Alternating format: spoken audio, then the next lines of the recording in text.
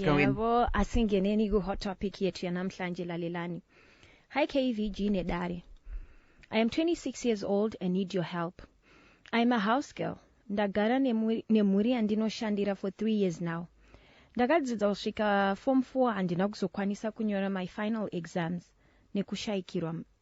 nekushayirwa mari. Both my parents passed away. Ndine hanzvadzi imwe chete iri ku South Africa. So my story is, early last year, mama vakachinja basa. She started traveling a lot. Vanogona kubuda for 3 to 4 days vasipo. I think izvi zvakakonzera kuti vanetsane since baba vaisada kuti vatore basa iri. They fight a lot, vanhu ivava. Semushandi, I just mind my business, but ndiri kutoona kuti zviri kuaffecta vana vavo. Hotsotso yangu KVG ndeyekuti mwedzi mitatu yapfuura, baba vanoisa hembe dzavo dzemukati muwasheni yandinowacha. This only happens kana mama vabuda nebasa. Pamba pane washing machine. I use it for zvinhu zvisingasvibe stereki, and then the rest ndowacha nemaoko. So ndinongokanda muwashing machine hembe dzavo idzi. I thought kuti pamwe zvichamira, but vakutoti kana paine hembe yavo iri kuda kusonwa o yadonha button vanondipa. Vedari, I'm not comfortable with this setup. And mubvunzo wangu kudari ndewekuti, should I talk to mama about this, or ivo baba kuti vasandipe hembe dzavo dzemukati? My fear is, if I tell mama kuti, it might make the situation worse, since vagara vasiri kuwirirana. Last week iyo, ndakaona $100 mupocket yavo pakuwacha. Ndakavadzosera manheru acho. Vadzoka kubasa. Vakangoti, ilaki rako, you can keep it. $100. Imari yakawandisa, guys. Handichanzwisise kuti chii chiri kuitika nababa ava. Ndoita sei naye, I need your help. Please hide my ID. Yo hot topic yetu yanamhlanje. As always, listen, you are safe. It's a safe place here. We always say this. You can send in your hot topic anonymously on our WhatsApp platform 0772162651. Ndinonzi KVG, avandimancuwe, Sakiji, Darindimi. Muchatibatsirawo kuti inofambiswa sei nyaya tanyorerwa this lady. She's saying she's 26 years old. Agara makore matatu nemhuri yaari kutaura nezvayo achiti ari kuitawo dambudziko nababa vari kuisa ma-undergarments pawasheni, zvinhu zvaisamboitika makore ese aya. Zvakatanga I think atichi 3 months ago. Yes. Yeah, zvine nguva diki zvatanga, asi ari kuti ndifile comfortable. Nyaya iyi ndinokurukura nani naboss lady wangu here kana kuti naivo baba. She also mentioned her fears. Ataura kati ndinongotyawo kuti pamwe ndinogona kukonzeresa, especially kana mama vasingaziye. Hembe idzi dziri kuiswa mama kana vasipo chete. Yeah. So there's a nyaya there. But maybe mama vari kuwacha kana varipo. But listen, 3 years, right? Tagara tese 3 years, zvaisamboitika. Zvobva zvatanga kuitika. I'm with you here. Yes. Kuti pamwe mama kana varipo vanowacha. But kana vasipo ndo pavanozopa musikana. She's not comfortable with it. Yes. So she's saying, who do I talk to? So does she talk to the boss lady? Boss lady.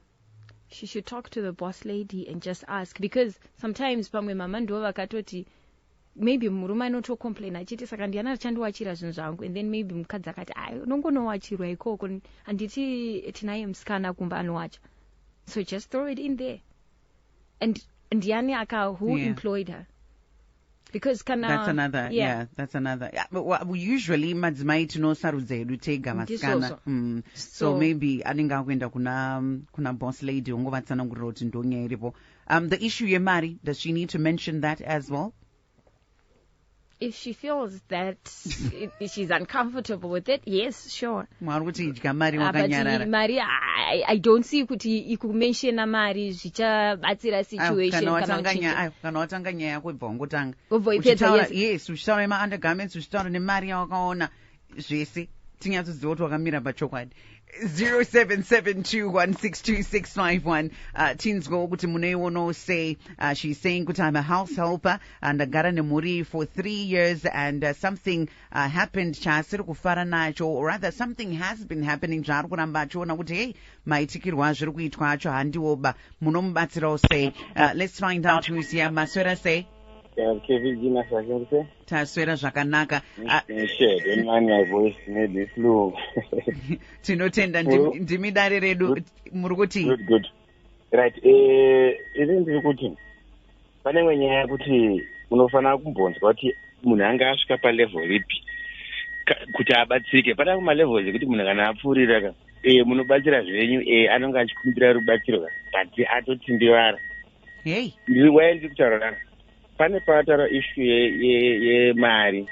Hapana kuzwa clear mari yakatambira here, but kasilent kachikaitwa ipapo paratidza mari yakatambirwa. Mazviona ka? Aiwa, mari yakatambirwa. Mari yakalazwa yakarohwa handiti. Right. Ipapo manje panobva pangotiudza kuti munhu akubvunza inonzi chiziyawo too late. Moyo une zvawo, pfungwa dzine zvawo. Moyo maybe anodzwisisa kuti zvakaipa, but pfungwa dziri kuti advantage nditomborova mari.